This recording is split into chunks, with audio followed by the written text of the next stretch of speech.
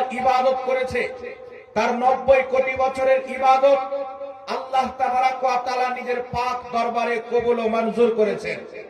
ইবলিস হাজারো বছর ফেরেশতাদের শিক্ষকতা করেছে, হাজারো বছর আল্লাহ পাকের আরশের তাওয়াফ করেছে।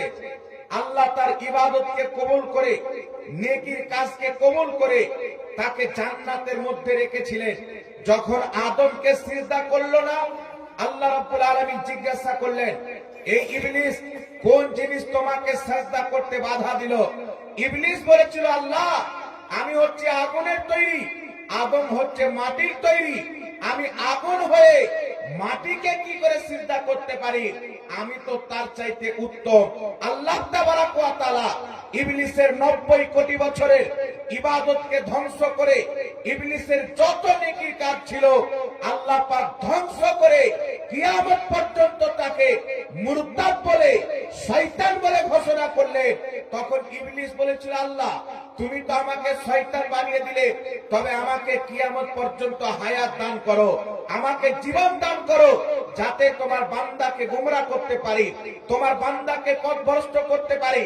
আল্লাহ তাবারাক ওয়া তাআলা তাকে কিয়ামত পর্যন্ত এই জন্য সময় দিয়েছে, যাতে কিয়ামত পর্যন্ত ইবলিসের প্রতি মানুষ লানাত পাঠায়। সুবহানাল্লাহ, সুবহানাল্লাহ। কিয়ামত পর্যন্ত সময় কেন দিয়েছেন? তার এই জন্য দিয়েছেন যাতে তার প্রতি কিয়ামত পর্যন্ত অভিশাপ নাজিল হয়, লানাত হয়। এই জন্য আল্লাহ পাক তাকে কিয়ামত পর্যন্ত হায়াত দিয়েছে। পৃথিবীর মুসলমান, এখান থেকে আমরা কি বুঝতে পারলাম? ইবলিসের 90 কোটি বছরের ইবাদত প্রত্যেকটা কবুল ছিল, মঞ্জুর ছিল। বিদ্যা কত ছিল? আমার মতন সাধারণ মৌলবি ছিল না, ফেরেশতাদেরকে পড়ানেওয়ালা ছিল, মুআল্লিমুল মালায়েকা ফেরেশতাদের ওস্তাদ ছিল।